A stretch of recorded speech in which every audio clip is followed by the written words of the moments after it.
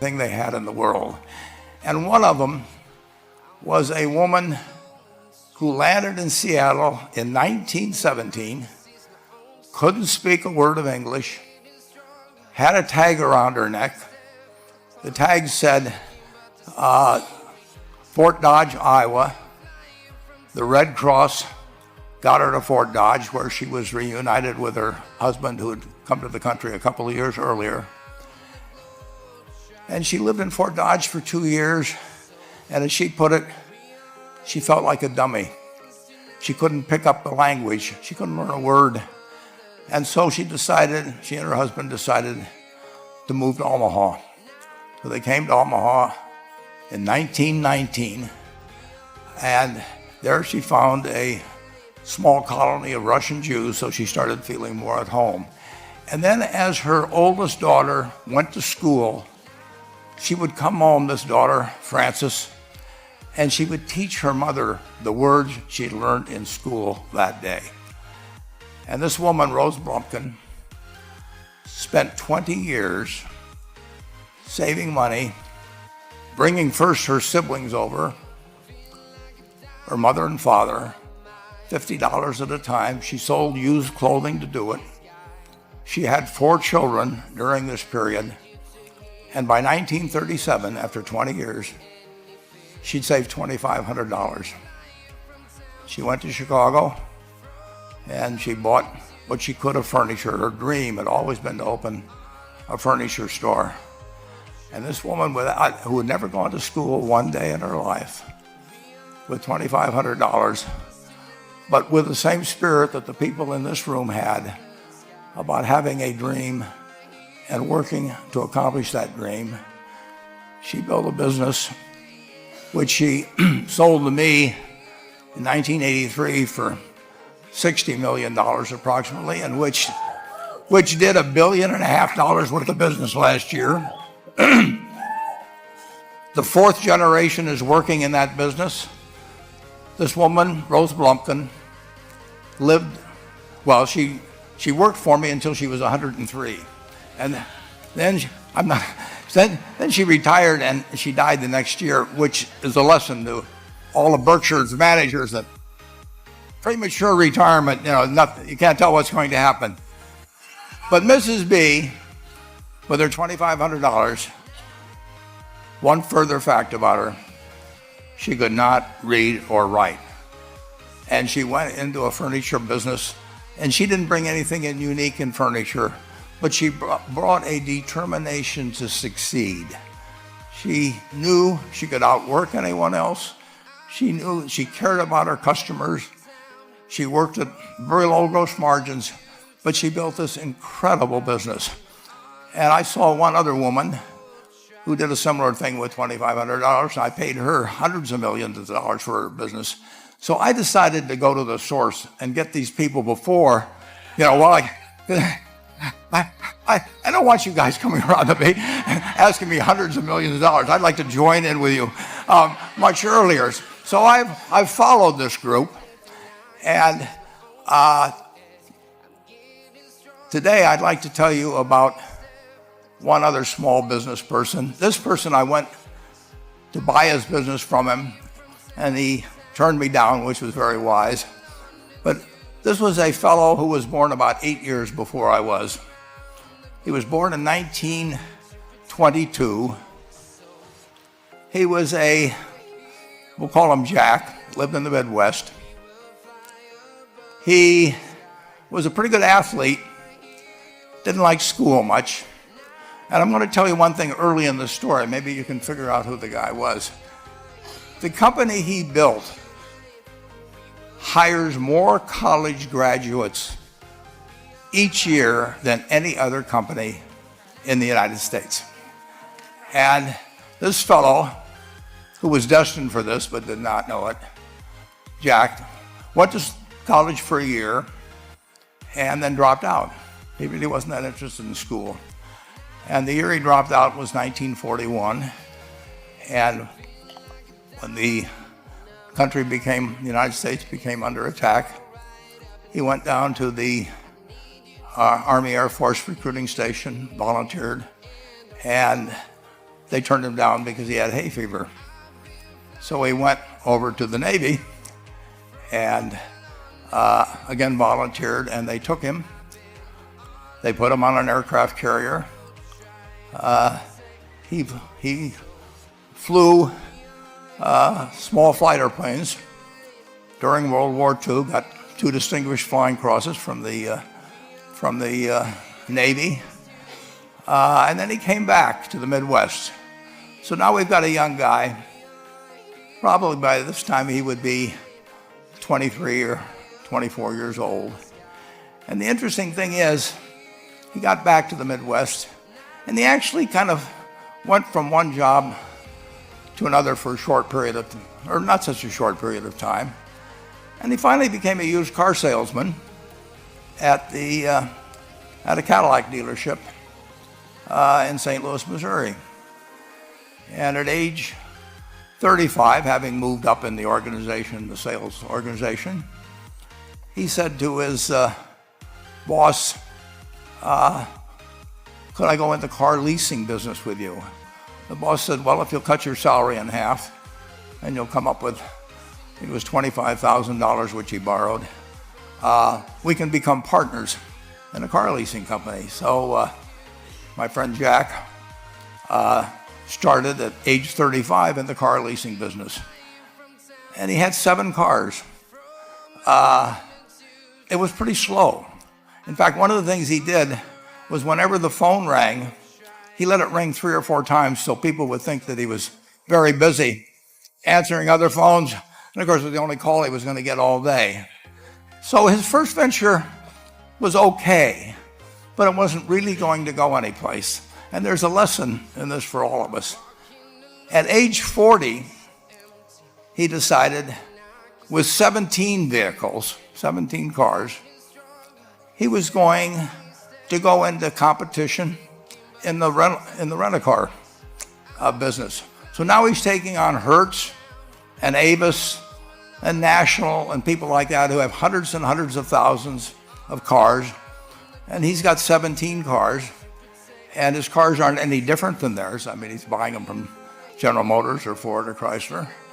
And he can't get the airport locations. Those companies have them all sold up.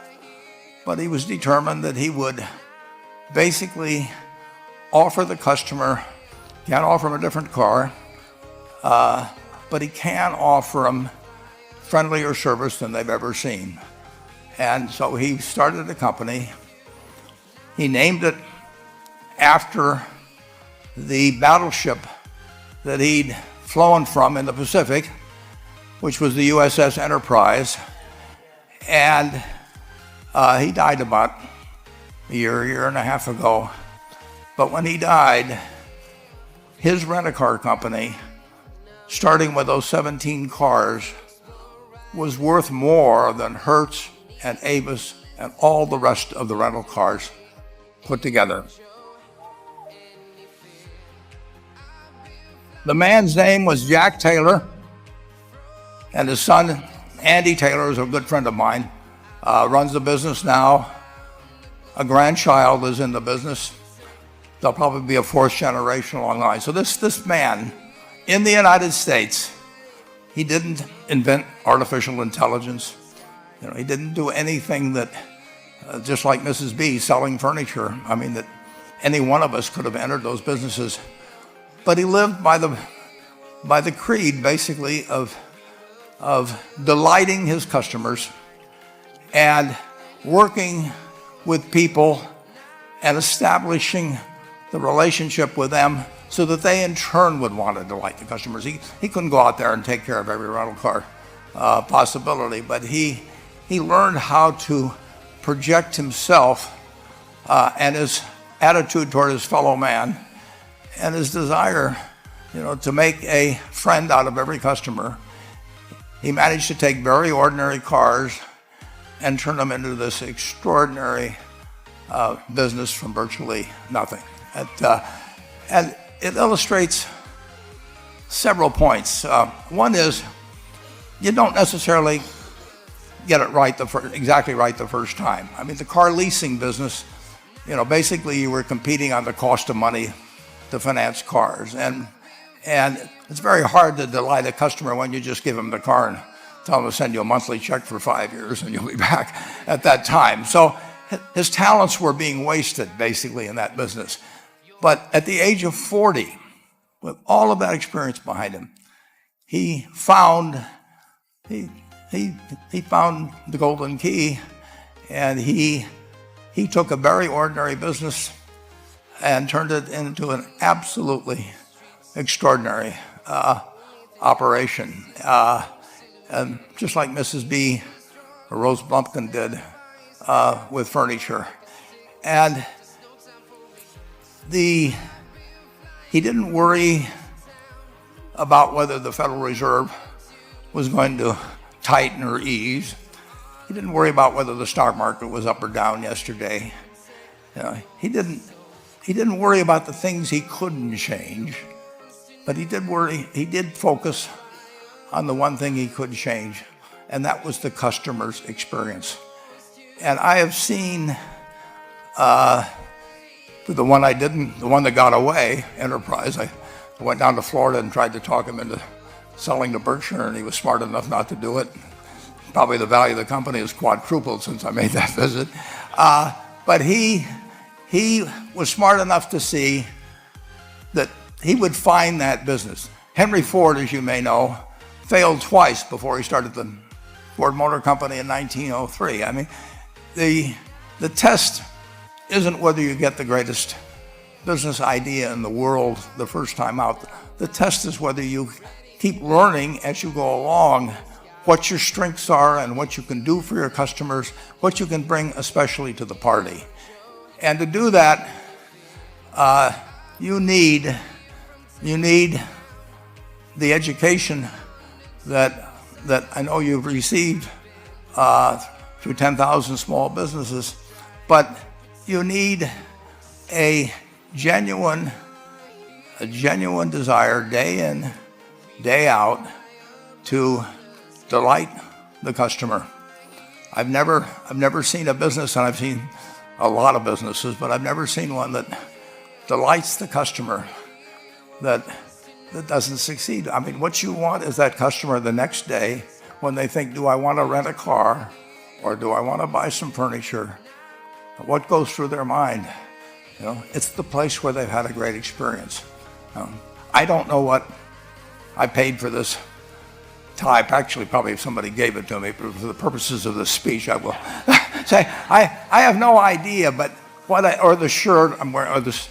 But I do know. I will remember how I was treated when I bought it. I mean, you long forget about the price, but you never forget whether you had a good experience or a poor experience with the purchase experience. And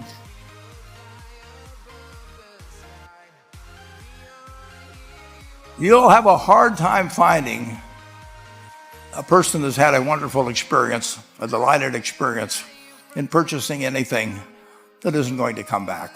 And similarly, if the memory is of rudeness, indifference, whatever it may be, they're never going to come back. And as a small business owner, and as you grow, you have to not only be able to project that interest in people's well-being, in delighting them yourself, but you have to do it through other people.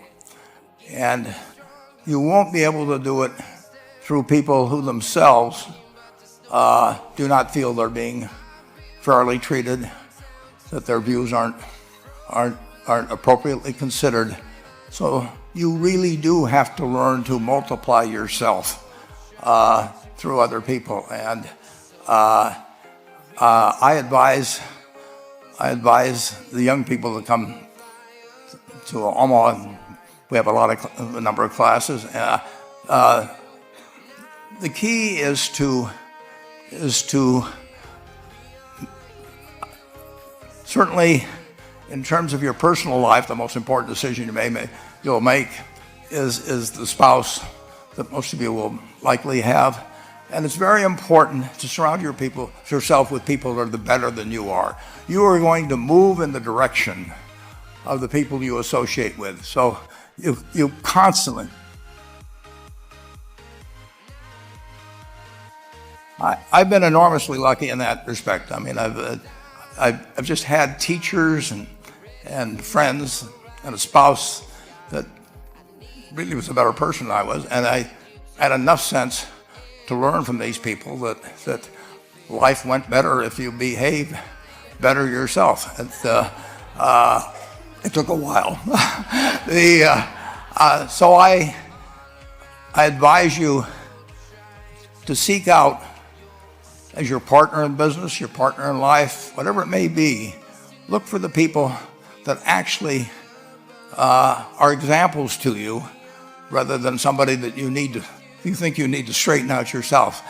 And simple rules like that, delighting customers, working through other people, associating with people that will cause you to move in a better path than you might otherwise have, they will take you so far in life that it's hard to believe. I mean, they took Rose Blumpkin without being able to speak a word of English, and couldn't read or write, and they took her to what is now a $1.5 billion business. And incidentally, there's been no money put in it since the $2,500. That's been the total capital paid into the Nebraska Furniture Mart. And I think if you looked at Enterprise, I don't know their books the same way, but my guess is that very little equity capital has been added to Enterprise over the years. The business built on itself. So I want to tell you, I admire this group enormously. When I met Dr. Mello's class on September 22nd, 8 years ago, I was thrilled, and I admire people that are doing what you have done. Working hard at your job at the same time, you took on an added really a lot of hard work to further your skills. 99% graduate. I mean, that's a mind-blowing statistic. And I'm looking at 2,200 people here who I admire. I'm cheering for you, and I can tell you the best is yet to come. Thank you. 워렌 버핏은 2,500달러로 시작해 수백만 달러 규모의 사업을 구축한 두 기업가의 이야기를 공유하며 그들의 결단력과 고객 만족에 대한 초점을 강조했습니다. 첫 번째 기업가 로즈 블럼킨은 읽거나 쓸 수 없는 이민자였지만 오마하에서 가구 사업을 시작해 버핏에게 6천만 달러에 팔았습니다. 그녀의 사업은 고객 관리와 낮은 총이익률을 우선시하여 번창했습니다. 두 번째 기업가 잭 테일러는 17대의 차량으로 엔터프라이즈 렌터카를 창립하였고 친절한 고객 서비스를 약속하며 회사를 성장시켜 모든 경쟁사를 능가하는 가치를 지니게 했습니다. 버핏은 성공이 외부 요인보다 배움과 강점에 집중하고 고객을 지속적으로 만족시키는 데서 온다고 강조했습니다. 그는 사업가들에게 자신보다 뛰어난 사람들과 함께 일하고 직원들을 공정하게 대우하며 비즈니스와 개인 생활에서 지원적인 파트너를 선택하여 장기적인 성공을 추구할 것을 조언했습니다.